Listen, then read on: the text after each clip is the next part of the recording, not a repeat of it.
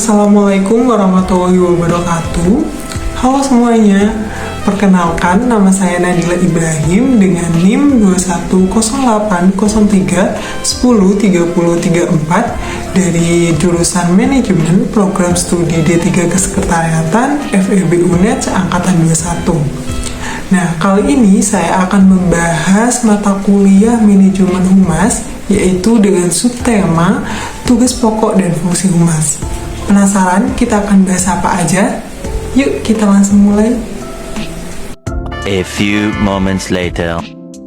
Jadi dalam membangun sebuah lembaga, baik lembaga pendidikan, lembaga sosial, dan sebagainya, sangat penting untuk mengembangkan sebuah citra positif. Citra positif ini dilakukan agar menciptakan rasa kepercayaan pada diri seorang masyarakat. Nah, citra positif yang ada pada suatu perusahaan atau organisasi ini dapat terbentuk dengan adanya peranan hubungan masyarakat atau yang biasa kita sebut dengan humas dan public relation. Tapi, kalian udah pada tahu belum sih humas itu apa? Tak tahu.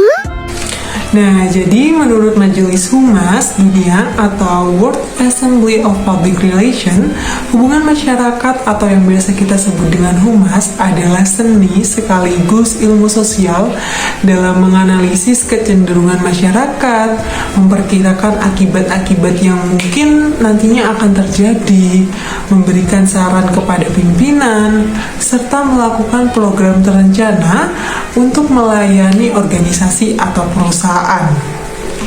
Nah, secara garis besar bisa kita katakan bahwa humas ini merupakan komunikasi yang terencana melalui proses strategis dalam mengelola, penyampaian, dan penyebaran informasi terkait perusahaan kepada masyarakat atau suatu organisasi.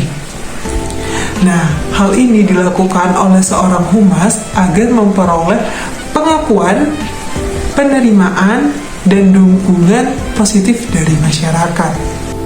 Nah, di sini tentunya humas memiliki beberapa tugas pokok. Ada beberapa tugas pokok yang telah dibahas dan dirangkum oleh F. Rahmadi, yaitu yang pertama, humas menyelenggarakan dan bertanggung jawab atas penyampaian informasi atau pesan baik secara lisan, tertulis, ataupun melalui visual kepada publik atau masyarakat, sehingga masyarakat atau publik ini bisa mengetahui informasi-informasi terkait perusahaan atau organisasi tersebut. Kemudian yang kedua, humas di sini memonitor, merekam, dan mengevaluasi tanggapan serta pendapat dari masyarakat atau publik.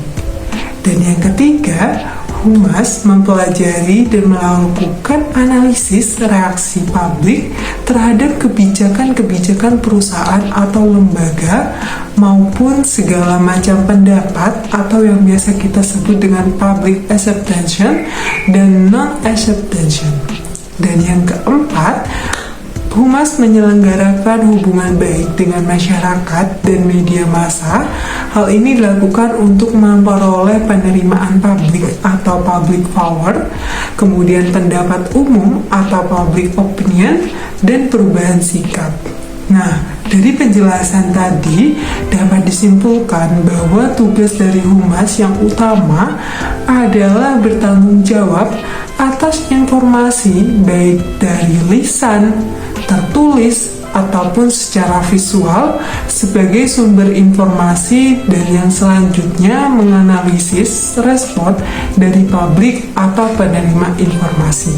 Nah, selain memiliki tugas pokok, peranan dari humas itu sendiri sangat erat hubungannya dengan fungsi humas. Nah, menurut F. Rahmadi, fungsi utama public relation atau yang biasa kita sebut dengan humas adalah menumbuhkan dan mengembangkan hubungan baik antara perusahaan atau organisasi dengan publik atau masyarakat, baik secara intern maupun ekstern, dalam rangka menanamkan pengertian, menumbuhkan motivasi dan partisipasi publik atau masyarakat, sehingga upaya menciptakan iklim pendapat atau yang biasa kita sebut dengan opini publik yang tentunya nanti akan menguntungkan untuk perusahaan atau organisasi itu sendiri. Nah, di sini ada 4 peranan utama hubungan masyarakat atau humas yang telah dijelaskan oleh Rosadi Ruslan.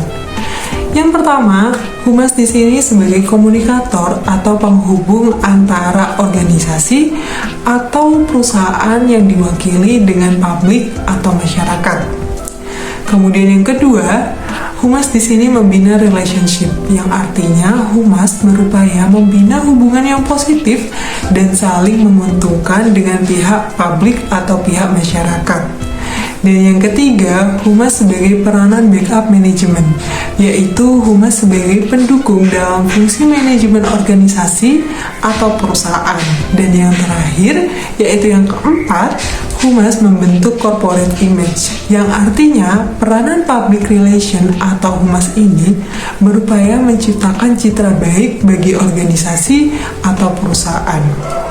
Nah, dari pendapat yang tadi saya sampaikan, dapat kita simpulkan bahwa fungsi humas ini sebagai sarana penghubung yang baik antara masyarakat dengan perusahaan atau dengan lembaga.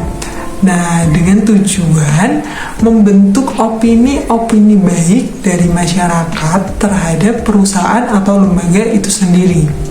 Nah, dari peranan humas itu sendiri dapat kita garis bawahi kembali bahwa humas di sini sebagai komunikator yang memberikan informasi atau pesan kepada komunikan atau penerima pesan, yaitu masyarakat itu sendiri, yang dengan harapan perusahaan mendapatkan opini baik atau perusahaan mendapatkan citra yang baik dari masyarakat itu sendiri.